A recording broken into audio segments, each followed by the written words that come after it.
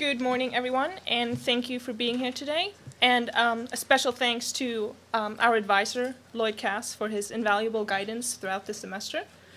My name is Malin Meyer, and I am going to present to you my team's work to advance energy efficiency savings in multifamily buildings in New York City. So this is our agenda for today. I'm going to briefly go over the project as well as our methodology before I step into our findings and our recommendations, and then I will end with a short conclusion. So our client, the Building Energy Exchange, or BEEx, is a New York City-based nonprofit dedicated to energy efficiency through research, training, and outreach activities.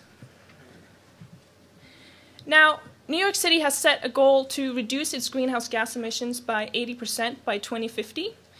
And a key strategy to achieve this goal is the Retrofit Accelerator initiative, which is a marketing and outreach effort that essentially walks private building owners through each step of the retrofit process to increase energy savings in the city.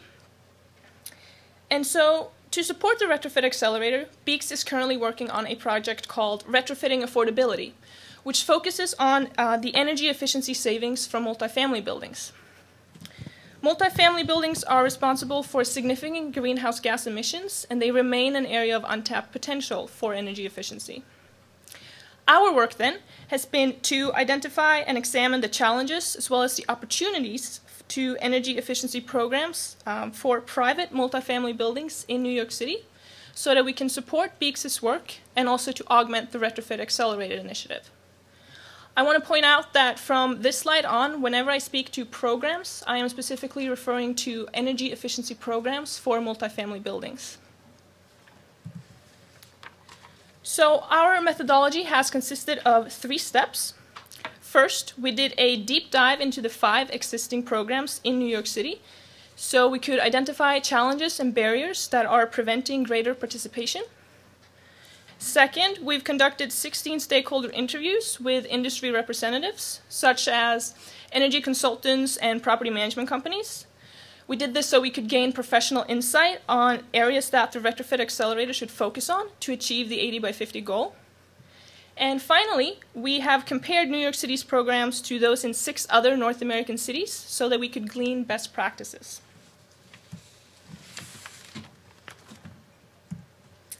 Now, through a deep dive in New York City, we have identified 2 fundamental challenges that are hampering greater participation. First off, we find that the multifamily energy efficiency landscape is highly complex. There are 5 different program administrators serving New York City, which includes 2 state entities, HCR, which is the housing agency, and NYCERDA, which is a state-run energy research agency, in addition to 3 gas and electric utilities, Con Edison, National Grid, and PSEG Long Island. Together, these 5 administrators offer separate and unique programs through their contractors and trade allies who implement the programs on their behalf and also interact with the building owners and managers of the multifamily buildings.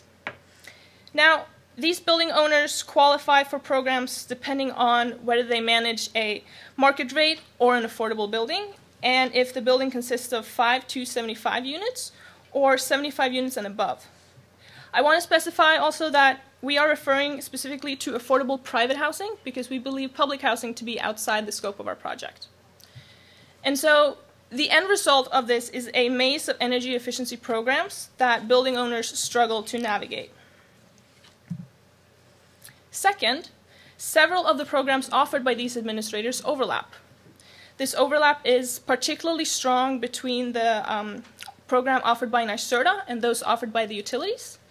NYCERDA's program focuses on deep retrofits for buildings of 5 units and above, while the programs offered by utilities such as National Grid and Con Edison offer smaller measures on an individual basis for buildings between 5 and 75 units. And despite this difference in program design, both sides target the same customer base, which results in overlap. And not only is this overlap confusing to customers who are not allowed to take advantage of both programs, but it also results in an inefficient use of funding as duplicative marketing expenses are incurred by all entities. Moving on to our second set of findings, we have identified 4 areas that the Retrofit Accelerator should focus on, which we've coined the 4 Cs. And these 4 Cs are consumer beliefs, confidence, control, and continuity. Consumer beliefs refers to how and why building owners place value in energy savings. Is it because they want to save money? Is it because they want to be more green? Or do they even care in the first place? It's also important that there's confidence that retrofits actually work. Disagreement in measurement methods reduces customers' confidence that they'll actually get their money's worth from the available programs. And our third category is control. Buildings are controlled differently depending on whether they're a co-op or a privately owned building. And this is important because different ownership structures present different decision-making processes. And finally, continuity refers to the ongoing existence and stability of programs. A lack of continuity turns away building owners from projects if they can't be sure that the incentives promised to them are going to be around when the project finally completes. And right now, the energy industry in New York State is undergoing regulatory changes, which creates uncertainty. And this uncertainty was particularly evident in our stakeholder interviews, which you can see in this word cloud here. Words such as uncertainty, transformation, and skeptical frequently came up when we discussed the regulatory environment with our stakeholders. This uncertainty means that it's even more important that the industry address issues of complexity and overlap so that it can minimize customer confusion and improve programs. To identify best practices that New York City can learn from, we looked at programs in 6 other cities.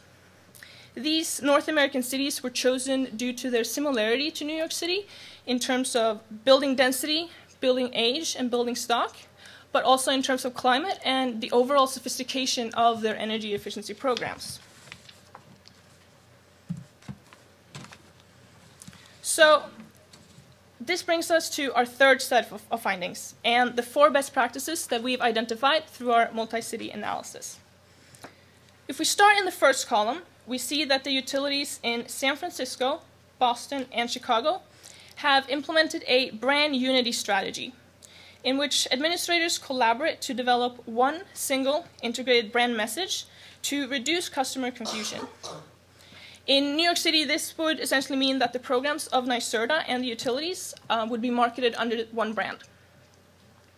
In the second column, we see that some cities have offered one-stop shop type programs, which provides a single point of contact for customers and as a result streamlines programs and incentives. To address financing barriers, several cities have offered innovative financing options that address the typical barriers of high upfront costs of retrofits. And finally, we see that San Francisco and New Orleans offer incentives to contractors that encourages them to engage building owners and seek out business interactions to improve program uptake. These best practices were also touched upon in our stakeholder interviews, which indicates that regardless of geographic location, there are general strategies that can be incorporated into multifamily programs for improvement. So, aggregating our findings, we have developed 2 sets of recommendations. First, for existing programs, 2 of the best practices are particularly applicable to the New York City energy efficiency industry at this moment. Unifying the branding of the 3 market rate programs in the city will reduce the complexity, and it will also coordinate the message of retrofits. Building managers might spend 1 day a year to think about energy efficiency, and a one-stop shop makes sure that he or she can speak to the right person on that day and receive the necessary information to make a decision. This is particularly important for smaller building owners who have limited resources, and so they have a harder time navigating the overlaps. Second, we reiterate that the Retrofit Accelerator should be designed so that it addresses the 4 Cs of consumer beliefs, confidence, control, and continuity. So what does this mean for BEEx, for our client? Well, we've identified 3 ways that BEEx can use our work. First of all, BEEx can use our findings to take on a role of thought leadership by educating building owners on the benefits of energy efficiency, as well as advocating for brand unity and one-stop shop for multifamily programs in the city.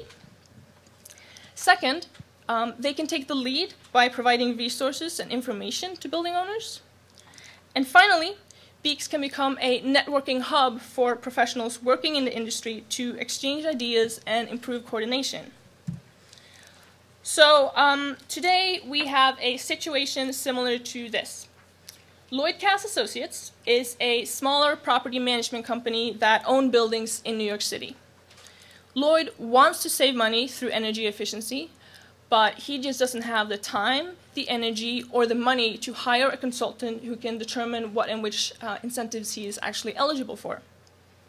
He's turned off by the hassle, and he's confused by the uncoordinated marketing, and as a result, he gives up. With our recommendations, let's aspire that in 5 years, Lloyd sees a single unified marketing brand for all incentive programs, and he's not confused. He dials a single number as advertised, and the staff determines what programs he's eligible for. The staff then walks Lloyd through the entire project process, convincing Lloyd, who then signs on for deep retrofits in his building, ultimately moving the city one step closer to the 80 by 50 goal. Thank you so much for your attention. At this point, I would be happy to answer any and all questions.